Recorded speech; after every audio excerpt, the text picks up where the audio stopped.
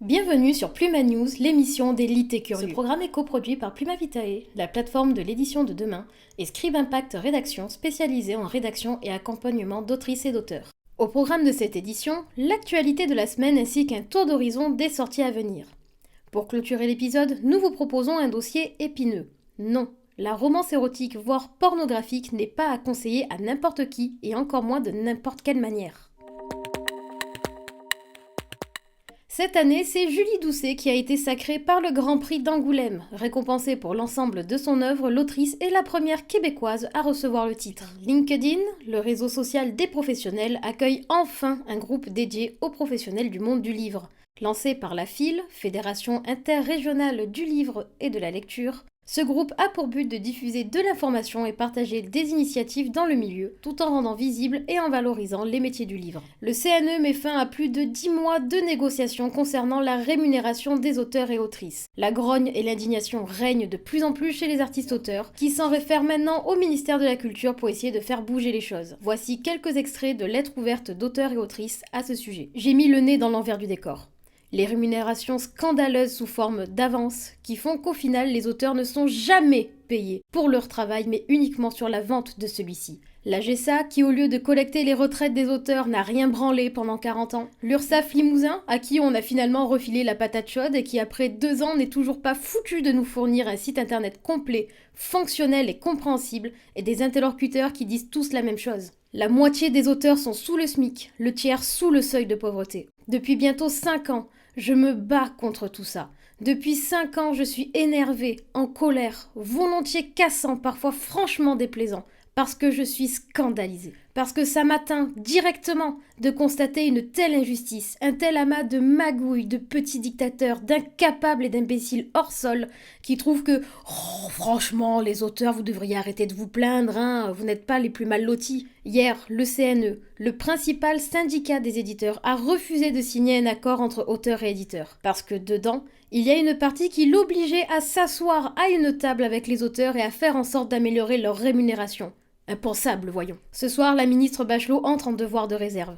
Elle ne pourra plus s'exprimer sur les sujets forts au risque de déstabiliser les débats autour des élections présidentielles. Il lui reste quelques heures encore pour envoyer un signal fort, pour rédiger une lettre de mission ordonnant aux éditeurs de négocier, pour montrer qu'enfin le ministère de la Culture dispose d'un quelconque pouvoir pour protéger les créateurs et créatrices de France. Je n'arrive pas à travailler aujourd'hui, parce que j'espère encore que ça arrivera. Parce que j'espère encore que quelqu'un, quelque part, finira par comprendre que mon métier existe, que j'existe, et que je veux juste pouvoir bouffer à la fin du mois après avoir fourni sa matière première à une industrie qui fait du pognon de dingue. Moi, je voulais juste écrire. Parallèlement à cette débâcle, c'est une profession qui est en train de monter petit à petit en France et qui pourrait bientôt devenir indispensable aux auteurs. Les agents littéraires. La ALF, l'Alliance des agents littéraires français, s'exprime à ce sujet. S'il n'y a pas de retour aux négociations sur la rémunération, alors il faut que soit généralisé le système des agents et de la représentation. Si en revanche les éditeurs indiquent qu'il est possible de parvenir à des accords de branche sur cet enjeu et d'autres points, alors, pour certains auteurs, le recours aux agents ne sera plus forcément nécessaire. Il faut un discours clair. Pour valoriser les livres jeunesse qui proposent une vision plus égalitaire et moins fondée sur les préjugés, le prix littéraire Égalité Jeunesse a été créé en 2018. Cette année, pour sa 4e édition, c'est L'odeur de la pluie de Gwendoline Vervel, publié chez Scrinéo, qui a été récompensé. Ce roman n'hésite pas, grâce à une narration à 3 voix, à traiter de sujets complexes et d'actualité tels que le sexisme, les inégalités, le slut-shaming, les discriminations et les agressions sexuelles. Attention si vous êtes intéressé par ce roman, il peut être difficile à lire pour les personnes ayant subi des traumatismes abordés dans l'œuvre. Depuis la mi-mars, pour respecter le droit de réserve obligatoire pour les membres d'un gouvernement avant une nouvelle élection, la ministre de la Culture, Roselyne Bachelot, ne pouvait intervenir publiquement concernant les demandes des auteurs par rapport au retournement de veste du CNE sur leur rémunération. Et pourtant, de sources sûres, les équipes ministérielles travaillent en sous-marin pour faire avancer les choses. Affaire à suivre. Cette semaine est la semaine des suites attendues d'un point de vue des sorties. En effet, dès le 23 mars, chez Rajo, vous pourrez retrouver le dernier tome de la saga Phénomène, le peuple de l'air, au premier tome qui a fait trembler tout BookTok, Le Prince Cruel, la reine sans royaume d'Holly Black. Que réserve donc l'avenir à Joe Descardane ? Le 23 mars également, aux éditions Albin Michel, cette fois-ci, c'est Éric Riordan qui revient avec le dernier tome de sa série centrée sur le dieu du soleil, les travaux d'Apollon, la dernière épreuve. Parviendra-t-il à défaire le terrible Néron? Un dernier tome qui promet d'être épique. Enfin, le 24 mars, cette fois-ci, c'est le tome 2 de la série d'Alexiane Delis qui sera sur la table des libraires. De sang, d'écume et de glace, deuxième livre, Légende, promet aventure, frisson et plot twist à ses lecteurs. Ce titre est proposé par Michel Lafon. Passons maintenant à notre dossier. Depuis le succès de 50 nuances degrés, la romance, et plus particulièrement la romance érotique, fait partie des genres les plus lus et appréciés par bon nombre de lecteurs et lectrices. Cependant, comme tout succès, il comporte des failles et pas des moindres. Tandis que le genre se diversifie avec la création notamment de ce que l'on appelle la dark romance, une romance qui vient érotiser des faits graves comme les enlèvements, la séquestration ou la maltraitance, de plus en plus de jeunes, parfois trop jeunes justement, se voient conseiller ces romans sur les plateformes. Que ce soit BookTok ou BookTube, beaucoup de vidéastes ont déjà pris la parole à ce sujet. Une romance érotique, ça ne se recommande pas à n'importe qui. Voilà le thème de notre dossier pour tenter d'y voir plus clair de manière bienveillante et informative. Nous précisons d'ores et déjà que la rédaction ne condamne en aucun cas la littérature érotique. Elle en lit elle-même, ça serait le comble. Tout comme elle ne juge pas les lecteurs et lectrices. Chacun lit ce qu'il veut.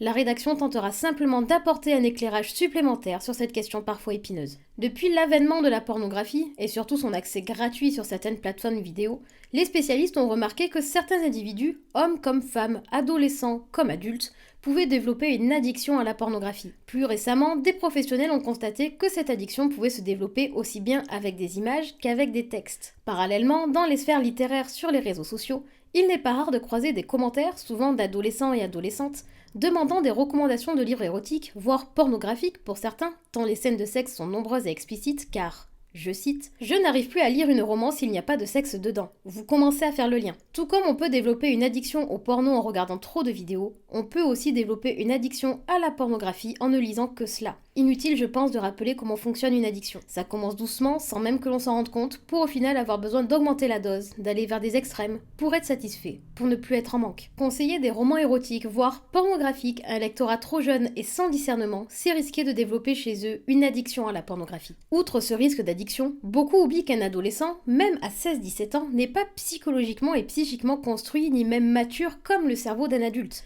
Le propre des enfants, et encore des adolescents même s'ils rejettent complètement cette idée, est de croire à ce qu'ils lisent, à ce qu'ils voient. Combien n'ont pas déjà dû arrêter un film en cours de visionnage car un enfant a eu trop peur, car incapable de faire la différence entre la réalité et la fiction. Pour les livres, c'est exactement la même chose. Bien qu'un adolescent sera moins crédule et arrivera plus facilement à faire la séparation, l'exercice reste tout de même complexe. Non pas parce que l'adolescent de base est foncièrement plus bête qu'un autre, mais simplement parce que son cerveau n'a pas atteint la maturité nécessaire dans son développement pour permettre ce genre de scission.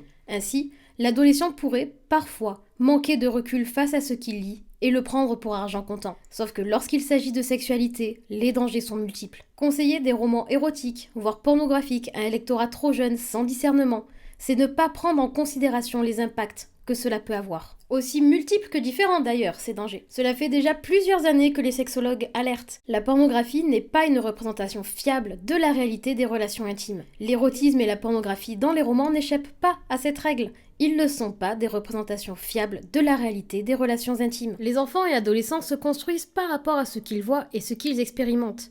Que construisent-ils comme représentation des rapports amoureux et sexuels s'ils ne lisent que des livres mettant en scène des jeux sexuels particuliers, comme des rapports violents, des rapports de domination ou des rapports BDSM? En tant qu'adultes, nous savons que ce type de sexualité est viable lorsque scène est réalisée entre deux adultes consentants, qu'un autre type de sexualité est même possible. Mais qu'en est-il des plus jeunes qui n'ont pas forcément ce recul sur la situation et encore moins sur leur sexualité ?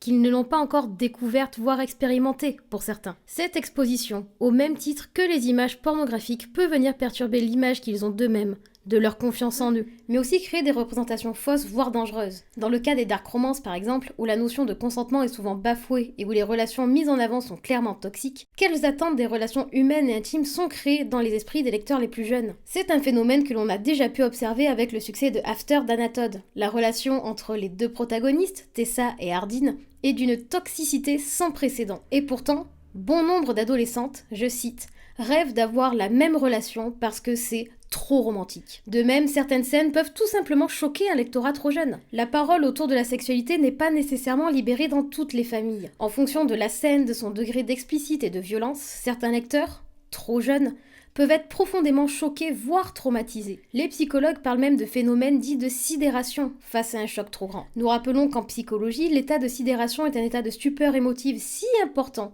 que le corps et l'esprit se mettent en sécurité, rendant le sujet figé, incapable de réagir ou de s'opposer à quoi que ce soit d'un point de vue physique comme émotionnel. Conseiller des romans érotiques voire pornographiques à un lectorat trop jeune et sans discernement, c'est outrepasser le risque qu'ils puissent créer des fausses attentes, malsaines voire dangereuses, qu'ils puissent lire des scènes pouvant les choquer, les traumatiser. Dans ce cas-là, que faire? Interdire toutes les romances un tant soit peu érotiques aux moins de 18 ans?